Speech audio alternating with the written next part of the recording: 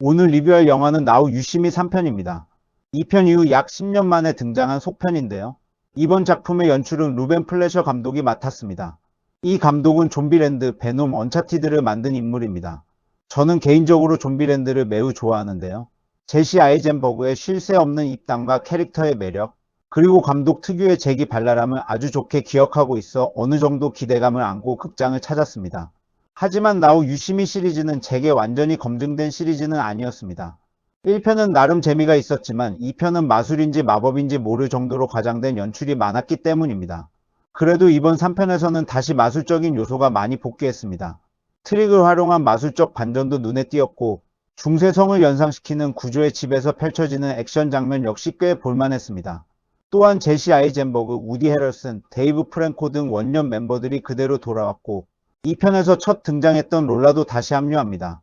여기에 어린 마술사들까지 더해지며 팀 구성이 다양해지고 스케일도 확실히 커졌습니다.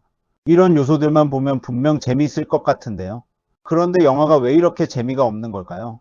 헐리우드 프랜차이즈 영화들의 공통적인 약점이 있습니다. 주인공과 주변 인물들 사이의 갈등이나 중요한 결정을 내려야 할 순간의 갈등을 충분히 전개하지 않고 얼버무리며 빠른 편집과 전개로 관객이 의문을 품지 못하게 한다는 점입니다.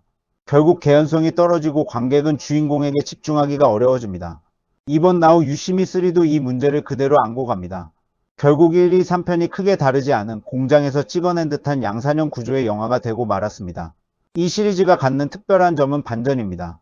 하지만 반전이 제대로 작동하려면 떡밥을 자연스럽게 심고 이를 회수하는 과정이 있어야 합니다.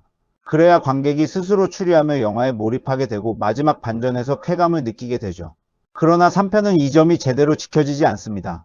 떡밥이 장면 속에 녹아있는 게 아니라 대사 몇 마디로 쥐어주는 수준이라서 정작 반전이 나왔을 때도 별로 놀랍지가 않습니다.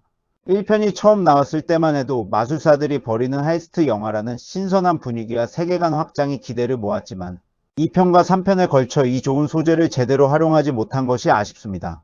볼거리는 많아졌지만 이야기라는 핵심이 비어버린 느낌입니다.